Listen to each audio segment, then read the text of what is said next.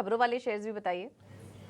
जी बिल्कुल पूजा, सबसे पहले जो है आईटी जो है माफ़ करेगा इन्फोसिस फोकस में रहेगा। ऑफ कोर्स कल हमने देखा था कि जीएसटी डिपार्टमेंट कर्नाटक ने लगभग 32,000 करोड़ का नोटिस इशू किया था। अब जो है वही नोटिस को वापस ले लिया गया, विड्रॉ कर दिया गया है।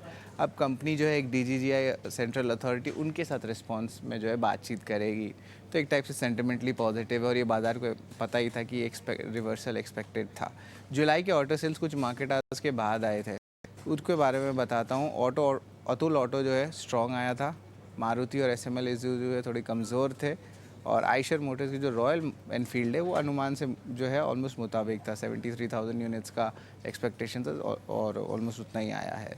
मयूर यूनिकोटस की बात कर लेते हैं। 8 अगस्त को इम्पोर्टेंट बोर्ड मीट है जहाँ पे वो शेयर बायबैक पे जो है विचार करने वाले हैं, तो स्टॉक को अपने रडार में रखिएगा। राष्ट्रीय केमिकल फर्टिलाइजर 7 अगस्त फंडरेज का विचार कर सकता है, तो इस स्टॉक में भी जो है हाई बीटा स्टॉक है, यहाँ पे भी मोमेंटम देखने मिल सकता है। और सिम्फनी यहाँ पे भी 6 अगस्त को जो है कंपनी बायबैक कंसिडर कर सकती है। तो बहुत सारे कॉर्पोरेट एक्शंस जो है अगले हफ्ते जो है बोर्ड मीटिंग्स में फोकस में रहेंगे। गोदरेज एग्रोवेट में भी जो है टाइसन की जो स्टेक है, उनकी जो जेवी है या कंपनी है, उसमें जो है उन्होंने लगभग 323 करोड़ डालेंगे और अपना हिस्सा 51% से 100% बढ़ा देंगे।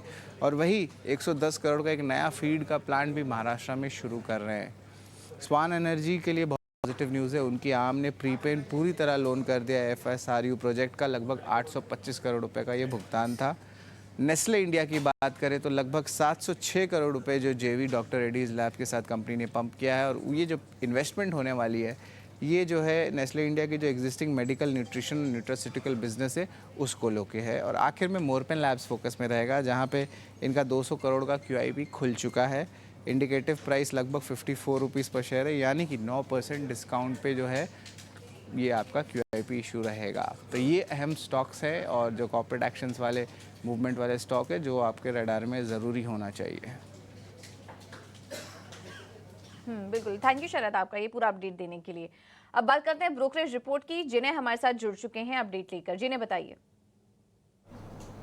जी, तो सन फार्मा स्टॉक पहला फोकस में रहेगा। गोल्डमैन सैक्स ने जो अपनी सेल रेटिंग बरकरार रखी है और उनका जो टारगेट प्राइस है उन्होंने हाइक किया है 1450 रुपीज़ पर। उनका है कि जो इंडिया ग्रोथ स्टोरी है वो स्पेशलिटी बिजनेस को मास कर रही है। वही अगर हम ग्लोबली देखें तो जो स्पेशलिटी बिजनेस है वहाँ पे हमें स्लो डाउन नज़र आ रहा है। वहीं इंडिया की बिज़नेस है वो भी अभी उन्हें सॉफ्ट नज़र आती हुई दिख रही है। और जहाँ पे हम यूएस की जेनरिक बिजनेस की बात करें तो वहाँ पे भी उन्हें स्लो डाउन दिख रहा है। तो इसी के चलते उनका मानना है कि जो वैल्यूएशंस है वो मल्टीपल रिस्क जो है फैक्टर इन नहीं कर रहे हैं। Next stock Adani ports focus में रहेगा। जेफरीज ने जो अपना बाय रेटिंग मेंटेन किया, उनका जो टारगेट प्राइस है वो हाइक करके कर दिया 1910 रुपीज़।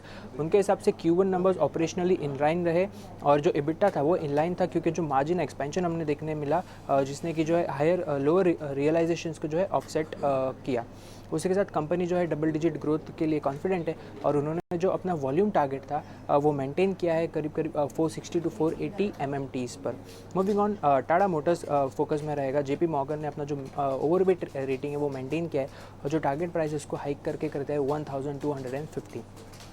है कि JLR का परफॉर्मेंस Q1 में काफ़ी अच्छा रहा, बट इंडिया की जो PV परफॉर्मेंस है उसको अभी H2 में FY 2025 के बढ़ना चाहिए। उसी के साथ अगर हम ओके, थैंक यू जिन्हें आपका ये पूरा अपडेट देने के लिए। तो नतीजों पर काफ़ी सारी रिपोर्ट्स आई हैं, उस पर नज़र रखिए, खास करके टाटा मोटर्स पर।